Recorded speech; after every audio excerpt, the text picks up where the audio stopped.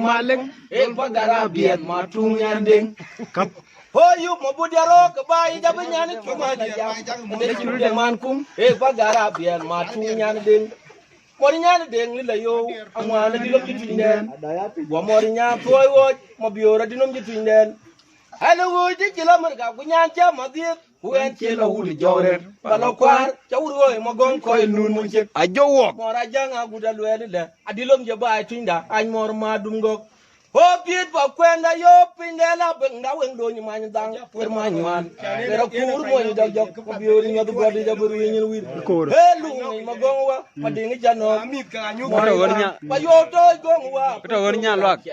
tum ta der bul dam wi gu pala ngwem ngwe ngabara ma wa angwe ma bebel ga dong ro tele le keben ya ka ye ne ali gere pyal yima yo to gon wa pin sunga ram kiel bu kiel tum ta der bul dam wi gu pala ngwem ngwe ngabara ma wa angwe ma bebel ga dong ro tele le keben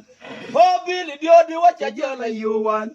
yo re rot kwen lut kin mon jata ne ali bible kin mandawa ne ali ki wa ne to ta re lang dei You win kiam di. oh Billy dio di wacha jolo yo wan ker biore rot kwen got kin mon jata ni ale bible kin mandawa ni ale ki kwen to tala rera lang ye ayi win kiam di ra kuy man taw ajita ja lang ye wut ma joga te na chona bu yom ma joja ker to ki dab ma jomu makel ku yen koy no ku der wa Tawu ni nyalwak. hela jeng penyeri ku hela ye jur tiel woy win ga waji no ranchol apoy be wel piasa kun indi yen win ket kem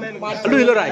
Lui lo rai. ajang penyeri ku hela ye tiel woy win ga waji no ranchol apoy be wel piasa kun indi yen win ket kem mat nyana de wogare ko ber wogo choni nyok ku de ma ku chola nyani manyangu ka ku jong tu ya ke garam ku jum kol ku ma yom de kur aye jing leli ye tijin ku ga cheye aye choy rang ile e kiri ko luok ko ma gan